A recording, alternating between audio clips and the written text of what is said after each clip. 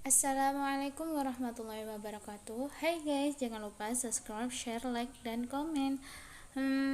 Kira-kira apa ya yang kita pelajari hari ini ya? Hai everyone, sebelum kita mulai pembelajaran, sebaiknya kita perkenalan dahulu ya. Oke, perkenalkan, nama saya Mewidia Amalia dari Prodi Tadris IPA YN Kediri. Di sini saya akan membawakan suatu materi tentang zat dan wujudnya. Kira-kira ada yang sudah mempelajari belum ya? Yuk kita simak materinya. Oke, sebelum kita mengawali pembelajaran pada kali ini, kita harus mengetahui apa sih tujuan dari pembelajaran pada kali ini. Yang pertama, tujuan dari pembelajaran kali ini ialah kita dapat mengetahui sifat dari zat padat, zat cair, dan juga zat gas. Yang kedua, kita mampu mengetahui susunan dan gerak partikel pada suatu zat. Yang ketiga, kita dapat membedakan antara adesi dan juga kohesi. Yang keempat, kita mampu mendeskripsikan tentang kapilaritas dengan kehidupan sehari-hari. Yang kelima, kita mampu menghitung massa suatu zat. Yang keenam, kita mampu menghitung jenis zat menggunakan konsep massa jenis. Oke, sebelum kita melanjut ke pembelajaran inti, sebaiknya kita berdoa dulu sesuai dengan agama yang kita peluk. Berdoa mulai. Berdoa selesai. Oke, kita lanjut ke materi inti. Zat adalah sesuatu yang menempati ruangan dan memiliki massa. Zat itu dibagi menjadi tiga, yaitu zat padat, zat cair, dan juga zat gas. Ciri-ciri dari ketiga zat tersebut dapat dilihat pada tabel berikut. Dari tabel tersebut dapat diketahui bahwa sifat-sifat dari masing-masing zat. Zat yang pertama adalah zat padat. Sifat dari zat padat ialah memiliki bentuk yang tetap dan volume yang tetap. Contohnya batu, besi, kayu, dan lain-lain. Sedangkan zat cair memiliki bentuk yang berubah-ubah. Maksud dari bentuk yang berubah-ubah ialah tergantung kondisi dan juga wadah. Contohnya ialah ketika kita menaruh air di dalam gelas, maka bentuknya akan menyerupai gelas. Sedangkan ketika kita menaruh air ke dalam wadah, maka bentuknya juga seperti wadah. Contoh lainnya itu seperti kita memasukkan air ke dalam ember, maka bentuk air tersebut berubah menjadi seperti ember. Terus sifat lain dari zat cair yaitu volumenya tetap. Jadi ketika kita menuangkannya itu akan tetap. Contoh dari zat cair adalah air, minyak, bensin, dan lain-lain. Selanjutnya yaitu zat gas. Zat gas memiliki bentuk yang berubah-ubah. Terus zat gas memiliki volume yang berubah-ubah juga. Contoh dari zat gas ialah oksigen, helium, dan lain-lain.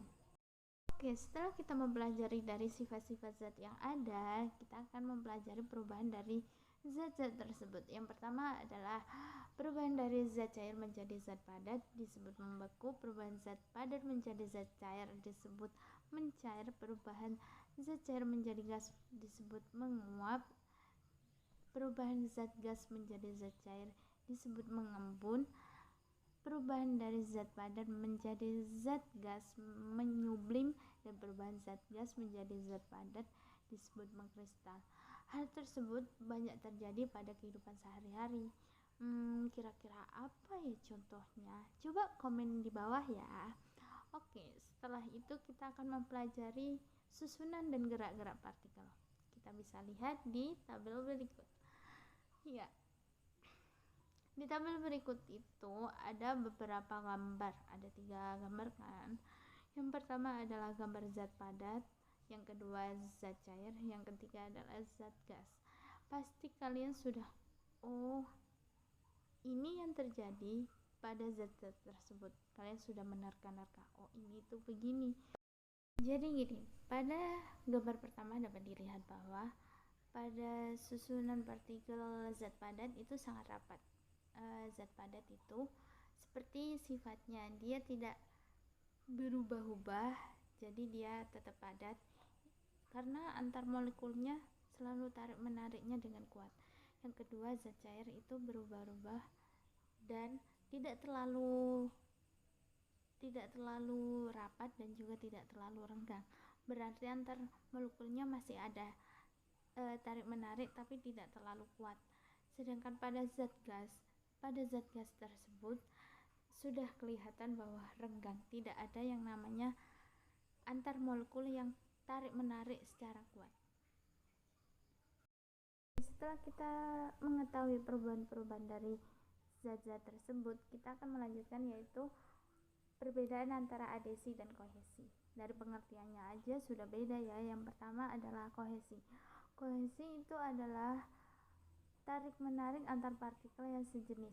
Contohnya yaitu tarik menarik antara partikel-partikel dalam gelas, terus tarik menarik antara partikel-partikel air dan lain-lain. Sedangkan adhesi adalah tarik menarik antar partikel yang tak sejenis. Contohnya yaitu air dan alkohol. Pasti kalian sudah bisa menebak kan gimana itu terjadi. Selanjutnya, apakah kalian pernah mendengar yang namanya termometer suhu? Pasti pernah dengar kan? Jika kita sakit, pasti kita menggunakan itu. Lah, ketika merah-merah pada kapiler tersebut naik dan turun, itu yang disebut dengan kapilaritas. Kapilaritas adalah naik turunnya suatu benda atau zat yang terjadi di sebuah pipa kecil yang disebut kapiler.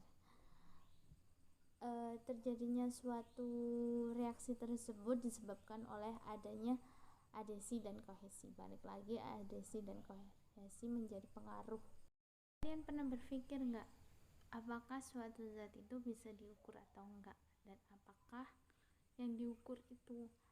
Jawabannya itu bisa diukur. Yang diukur itu kerapatan dari molekul-molekul yang saling tarik menarik. Molekul-molekul tersebut, kerapatan tersebut disebut sebagai massa jenis suatu zat. Jadi untuk menghitungnya ada rumusnya di sini. Seperti gambar yang di samping, saya jelaskan ya. Rho itu adalah massa jenis, M adalah massa benda, dan V adalah volume benda. Jadi yang dihitung adalah kerapatan-kerapatannya atau disebut dengan massa jenisnya ya. Contohnya ada di situ. Berikut merupakan contoh dari penghitungan massa jenis. Jadi pada suatu benda itu memiliki massa benda yaitu 100 gram dan memiliki volume 0,5 meter kubik. Berapakah massa jenisnya? Jadi yang diketahui adalah M-nya yaitu 100 gram dan V-nya yaitu 0,5. Jadi kita tinggal masukkan ke rumus Rho sama dengan M per V. Jadi 100 bagi 0,5 adalah 20. Hasil dari massa jenisnya adalah 20. Gampang kan? Oke, sebenarnya dalam kehidupan sehari-hari ada juga yang menggunakan massa jenis untuk keperluan sehari-hari, seperti halnya kapal selam yang menggunakan massa jenis balon gas dan juga air yang berada pada kulkas. Hal ini tak luput dari massa jenis suatu benda. Kesimpulannya yaitu zat adalah sesuatu yang mempunyai massa dan mendapati ruangan. Zat dapat mengalami perubahan wujud, mencair atau melebur, yaitu perubahan wujud zat dari padat ke cair. Mengkristal yaitu perubahan wujud zat dari gas ke padat. Menyublim yaitu perubahan wujud zat dari padat ke gas. Menguap yaitu perubahan wujud zat dari cair ke gas. Mencair yaitu perubahan wujud zat dari gas ke cair.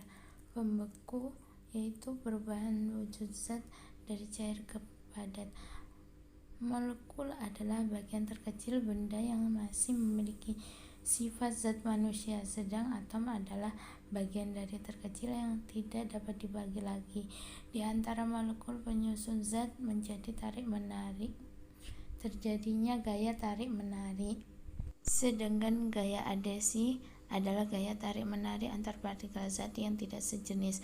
Massa zat adalah jumlah materi yang dikandung suatu benda. Massa jenis benda sering disebut dengan kerapatan benda dan merupakan ciri khas setiap jenis benda. Massa jenis adalah massa tetap satuan volume, sedangkan berat jenis adalah dihasilkan antara massa jenis dengan kecepatan gravitasi. Terima kasih atas partisipasinya, semoga bermanfaat. Wassalamualaikum warahmatullahi wabarakatuh.